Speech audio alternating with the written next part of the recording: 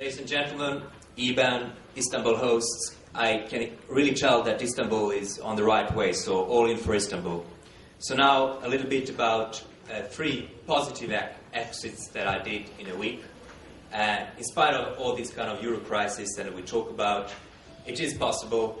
It was done between June the 27th and July 2nd in 2012. Thank you. So, let's start with the first one. June 27th. This is the best company I ever invested in. I entered the company in 2005. It had 1 million euros of revenue, 12 employees. We sold it with 40 millions of revenue and 250 employees. We have an organic growth of 50%, 50% organic growth. Basically, what does the company do? It's the key market leader of software solutions for something called Comité d'entreprise in France, which is kind of work council employee benefits in plain English. Who were the buyers? The buyers was a consortium of 2 private equity houses, Edmond Rothschild and Iris Capital, and an industrial buyer called Edenred, which is a global company within prepayments. Given that they bought a company with 50% organic growth, that they delisted from, we had listed it on Altonext, so you had a 50% organic growth with a 10% profit margin. You can tell that these guys are also pretty happy because they made a good deal, and they are making a good deal. And I'm very happy on my side that I did an exit, which I'm very happy about as well.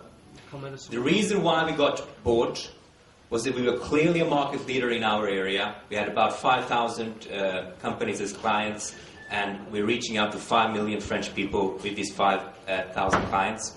But to some degree, it was also a tech play.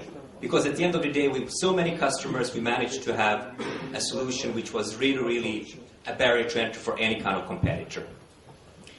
This is a great company. I think you will hear about it in the future. If this one doesn't end up on the 500 Forbes, I don't think anyone will. Second one, June 28th. We're still talking about France and Paris. Completely different deal. We were in, or I was in, for only 14 months. Basically, we solved a very, very particular problem. We were, in the secure authentication space. So the acquirer really wanted to buy us in order to actually access to our technology to provide a new leading mobile payment platform. Basically, just to really put it in plain English, what the combined company is doing like a Square ISA, but on a B2B level to banks. So that's what it really does. The difference between these 2 exits, in the first one, we sold the company. In this one, we got bought. What's the difference? Somebody knocked on our door and said, we want to buy you.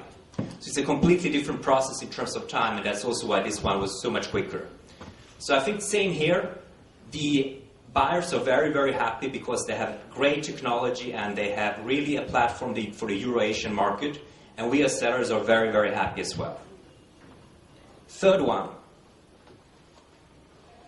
2nd of July. Now we are in Stockholm in Sweden. Payson was and is a leading payments company in the Nordics on the P2P level and on the small merchant solutions. We got bought by Svea Ekonomi, which is a strong market leader factoring company in Sweden in 8 different countries. Why did they buy us? Again, really market leader. We had around 2 million customers of the Swedish market of 9 million people. And also to some degree they liked our technology, because they have some solution and they can roll out our technology in the other 7, 8 countries where they are present. So again, this exit was after 7 years, a little bit like in the first case. Both the first company I mentioned to you and the third one, I basically entered when I started to become a business angel after my own exit in 2005. For your kind of information, what I do, I put roughly about $200,000 in each company, not everything in one go, and I do it in different stages, and I invested in 7 companies on my own. So to kind of summarize all this for you, the exits that were done during this week, They were all announced, by the way, during this week, and obviously it's pure luck that they were announced at the same week, so that, I think you got all that. But anyway, the exits were done between 14 months and 7 years, so a wide span. You can really tell why was it 14 months in one game, because it was a tech play, and in the other two, it was more of a market leader opportunity. So that's the difference between the exits. 2 companies got sold, 1 company got bought.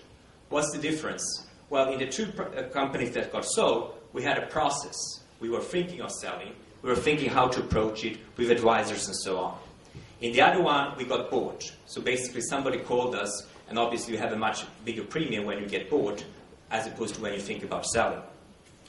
I think in all 3 aspects there was a real premium, because in all 3 areas of buyers there was a strategic interest to buy the company, which always makes that premium that you want as an exit, which actually makes you happy. And which also potentially makes the buyer happy, because he sees something that nobody else sees. In 2 of the deals, we did have advisors, as you could see with the pitches. We had Moreland and JP Bohan.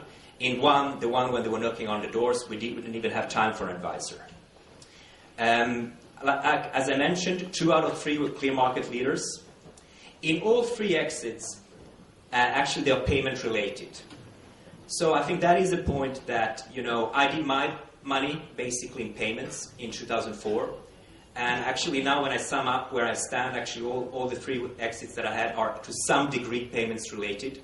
So that, I guess, is a kind of a key takeaway, although it's not statistically proven, obviously. The exits that I had were everything between 86% annual return and 10 times money. So as you can tell, I think 10 times money is really good. 86% is kind of okay. And then I had 1 in between. But if I kind of sum up that they all happened in a week, it's really great. The countries involved, I think you mentioned it, I'm just kind of repeating it a little bit. So in 2 or 3 cases, the company was based in Paris, in France, and the third option was in Sweden, in Stockholm. So 2 in France, 1 in Sweden. The buyers, so 1 French buyer, but with a global presence, and that's key, that the buyer had a global presence, because that triggers the extra premium. 1 in Asia, which, obviously if you get somebody from another continent, it's also a really good premium. And the buyer we had in Sweden was a Swedish buyer, though, but with a pan-European presence, which is also important for that extra premium in order to feel the good feeling. So what did I learn of this? I really entered business angel investment believing that everything was skill. But actually now, 7 years later, I recognize that it's a lot of luck. It's a lot of luck, and luck. Or you can use the word timing. But it is luck, and we need to recognize that it is luck, although we strongly believe that we can control completely destinies. We can't. We have to understand that we are putting bets, and sometimes they go right, and sometimes they go wrong. Now, luck is a function of hard work, because the more you work and do things, obviously there is a probability that you actually do get luckier over time. What I would say that bet and that luckiness is very much linked to the first bet you put into the entrepreneur. And it should never be underestimated. Forget all these soft loans and tax incentives. I'm kind of getting, really, out of my mind when I hear this. You need to focus on the entrepreneur and the bet on that, and not chasing all these public schemes and soft money. Think about the entrepreneur. How is he the right bet? How can you support the entrepreneur? And the rest, if they want to get in the deal, we can offer them that deal. But you have the ability to find that entrepreneur, and the tax money and soft money can't do that for you. So that is the key message. Now, what you should be focused on, instead of looking for all these tax money and soft loans, network, not between us, but with the buyers, because you want access. So you need to go to Microsoft, Google, Twitter, LinkedIn, in our case, Edred. I called them. I met them. I had lunch with them, right? I met the other private equity house. I brought them in. I didn't tell that, but now I'm telling you. So that's what you do. So spend your time on exit and make money. So that's the fourth piece that I really, really think is very, very important. And the US angels are so good at that. Why do you think Ron Conway is so successful? He just goes Google. I have another company. Do you want to buy these guys? That's the key networking and ecosystem that we have to build. Now, about the advisors. what my experience of the advisors is that they are extremely lazy. When I talk about advisors, it's investment banking. Basically what they do is that when we have identified the buyers, then they come in. Only then. Then they get an act together and actually start working. So it means that we need to work really, really hard on identifying the buyers. Once we have identified the buyers, then the investment bankers come and trigger up the rights maybe within 30-50%. So, one last piece of advice. If there is an offer on the table, don't hesitate to take the cash. Don't kind of be over-intellectual. If you know you have cash on the table, take it, pay your taxes, and reinvest. It's as simple as that. So, to summarize, I think this game is a gamble. It's like poker. It's skill-based. Because the more poker you do, the better you are. What happens in poker? When you get in the game, you lose in the beginning. But if you are in the game for a long time, you win. The beauty of our game is that it's not a zero-win game. In poker, some people have to win, some people have to lose. Since we are in the growing economy, everybody can, over long term, win. So our game is much, much better than poker. So what did I do with the money? So the first thing I did, I did this donation. I was in New York. I had done just the 3 exits. And I was kind of thinking, oh, what is this, I saw it on Wikipedia. Let's build a goddamn Tesla museum in Shoreham, Long Island, in New York. And I was thinking, oh, this is interesting. Why? Obviously, I had a little bit of a personal connection. My grandmother was born actually in the part of the old Habsburg Empire where Tesla was born. And then I worked for a couple of years for General Electric with Thomas Edison, who was the key, actually, competitor of Tesla in the last century. So I kind of felt a kind of a relationship to it. I called my wife, I called my kids, what do you think about this? They said, let's do it. This sounds like, it can bring new things to the world. So what they really want to do, and what they did, is that they bought the old Tesla lab. You guys who don't know Tesla, he's the #1 geek in the US. He's originally from Europe. He brought in so much innovation, but he screwed up commercially.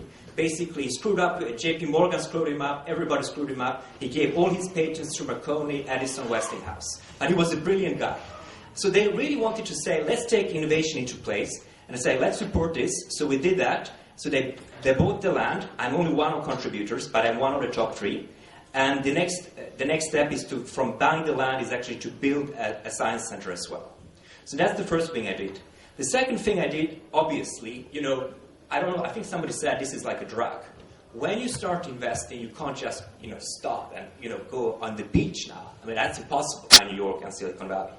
So one thing that I think is important is that obviously during that week, I had this exit hyper feeling, which could be a very negative feeling. When you have so much cash that you do stupid things. So, you buy a Ferrari or you buy things that people get anxious to you and start to think you as a different person just because you have money. So don't create these problems for you. Have a plan how to invest your money as soon as you get it.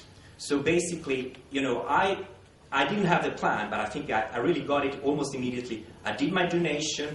I'm reinvesting. I'm paying my